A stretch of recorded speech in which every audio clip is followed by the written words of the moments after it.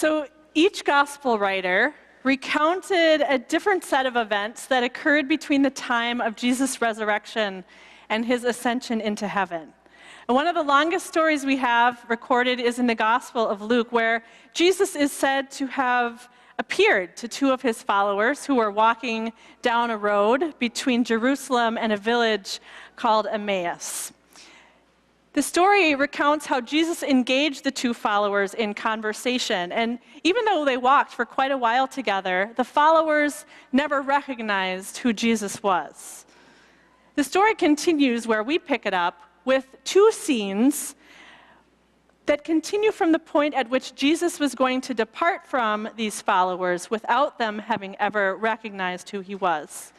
So as I read the story from Luke, I invite you to listen and see what catches your attention. So our story is from Luke chapter 24, and I'm going to start at verse 28. As they came near the village to which they were going, Jesus walked ahead, as if he were going on. But they urged him strongly, saying, "Stay with us, because it is almost evening and the day is now over." So Jesus went in to stay with them. When he was at the table with them, he took some bread, blessed it and broke it, and gave it to them. And then their eyes were opened, and they recognized him, and he vanished from their sight. They said to each other, "Were not our hearts burning within us while he was talking to us on the road, when he was opening up the scriptures to us?" So that same hour they got up and returned to Jerusalem, and they found the 11 and their companions gathered together. They were saying, "The Lord has risen indeed, and he has appeared to Simon." Then they told what had happened on the road, and how he had been made known to them in the breaking of the bread. While they were talking about this, Jesus himself stood among them and said to them, "Peace be with you." They were startled and terrified and thought they were seeing a ghost. He said to them, "Why are you frightened? And why do doubts arise in your hearts? Look at my hands and my feet, and see that it is I myself. Touch me and see. For a ghost does not have flesh and bones like you see that I have." And when he said this, he showed them his hands and his feet. While they were in their joy, they were disbelieving and still wondering. He said to them, "Have you anything to eat?" They gave him a piece of broiled fish, and he took it and ate it in their presence. Here ends our reading. Why are you frightened? And why do doubts arise in your hearts? Don't you wonder what Jesus' facial expression and tone of voice were like when he uttered that question? I like to imagine that his eyes were soft and his tone compassionate. Why are you frightened? And why do doubts arise in your hearts? I wish Jesus would have given his disciples a chance to respond. I imagine they might have had a few interesting things to say. "Well, Jesus, we are scared because you were shamefully and brutally killed on the cross. Then you abandoned us without giving us instructions about what we were supposed to do after you died. Then your body just vanishes from the tomb. Some have reported to us that they have seen you, but they aren't exactly sure who or what you are. One minute you are there talking, and then poof, you vanish. Then you show up somewhere else, and you eat. What kind of body can appear and vanish like a ghost and also eat food? It's very strange what you are doing, Jesus. Very strange." I don't know about you, but I can relate with those early followers of Jesus. 2,000 years later, Jesus' question still feels very personal. When I read this story, it sets off all kinds of thoughts and questions, and I feel Jesus directing his question at me and at us. Why are you frightened?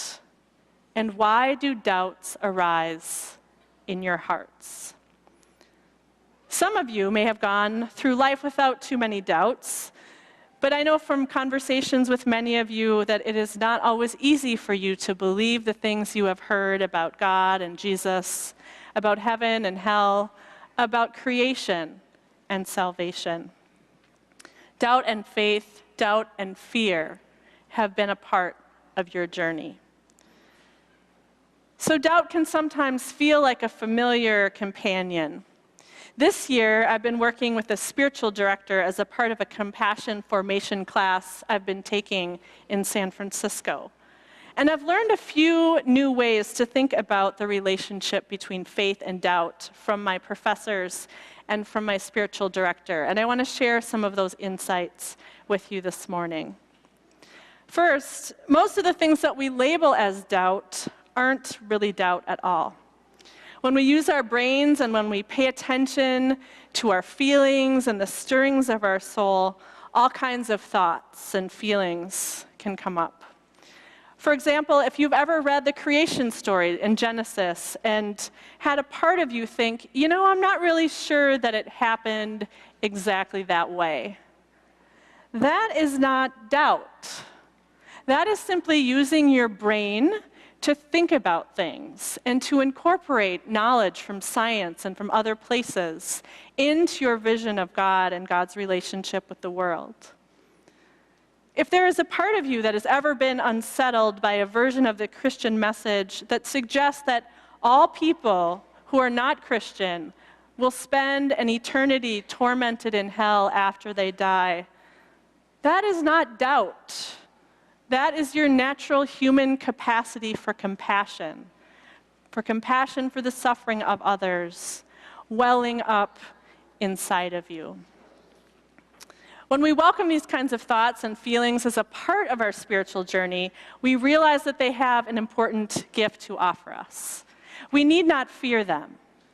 Embracing all of these parts of ourselves can help us grow into a more authentic expression of our faith.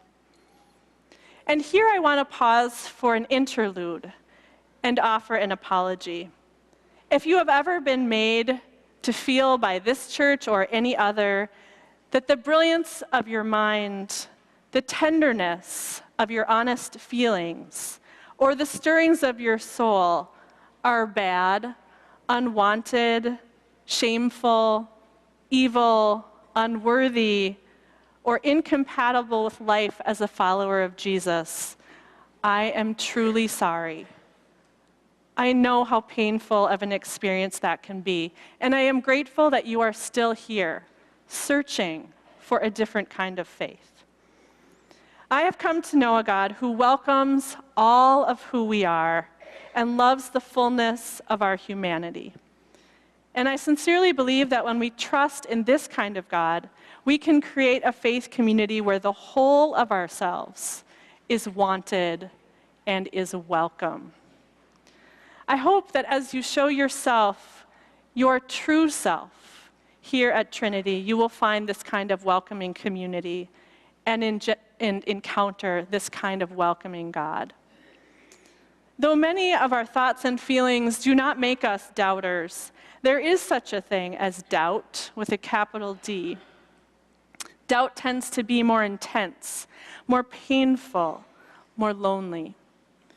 We catch a glimpse of this kind of doubt in the honest writings of many of the Christian saints. The writings of the well-known modern-day saint, Mother Teresa, are only one example. In one undated letter, she wrote, "My God, I have no faith. I dare not utter the words and the thoughts that crowd my heart, afraid to uncover them because of the blasphemy. If there be God, please forgive me. When I try to raise my thoughts to heaven, there is such convincing emptiness that those very thoughts return like sharp knives and hurt my very soul.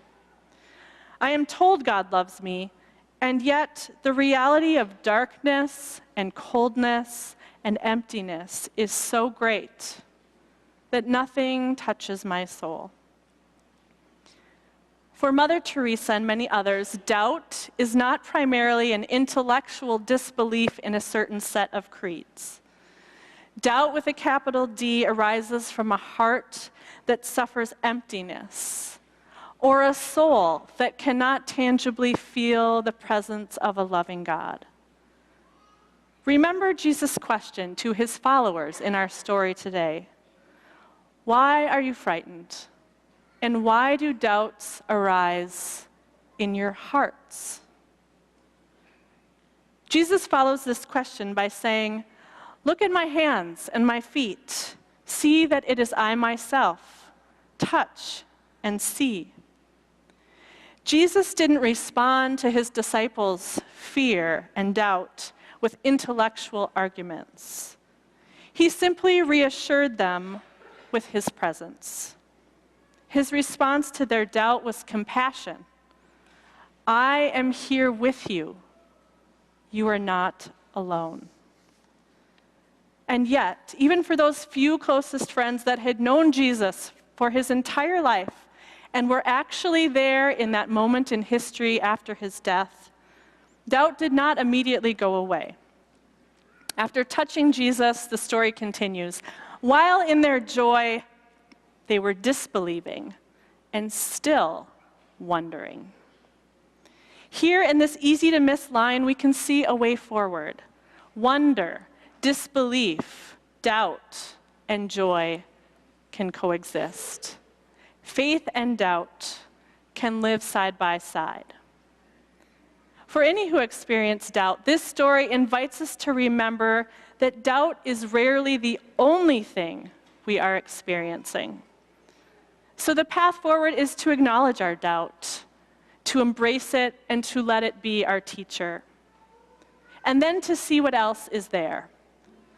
Perhaps when we explore within, we find that there is also a part of us that longs to know God. Maybe there is a part of us that does believe in a God who loves all people, including ourselves, unconditionally. Also present might be a quiet voice that does trust there is more to reality than what we can know through our five senses. Perhaps there is a deeper place we can access that knows our own belovedness, our true beauty. And maybe there is a part of us that can even experience joy in the midst of doubt, just like our disciples in the story today.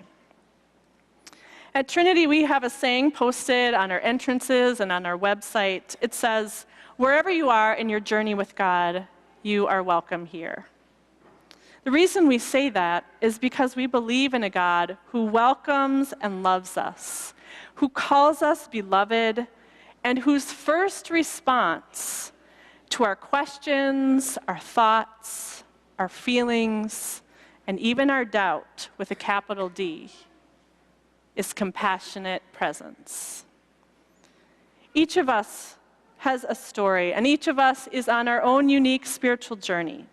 Some of you may be experiencing doubt today, and others of you may not.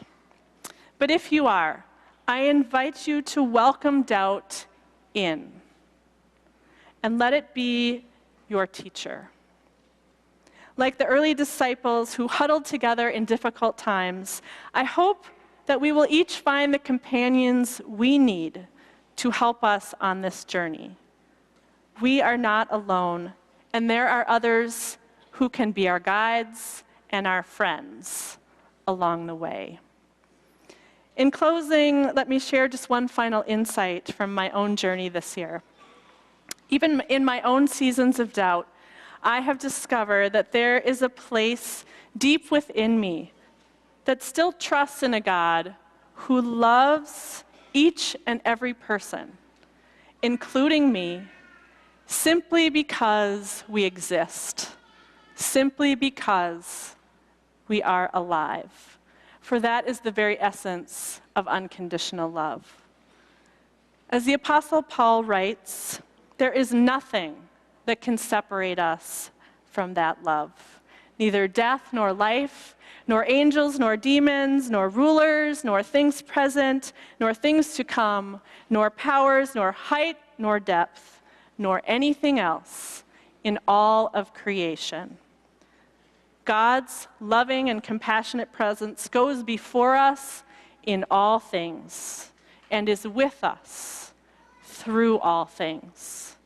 And at times in our journey, that presence will feel close and intimate, and at other times it may feel more distant.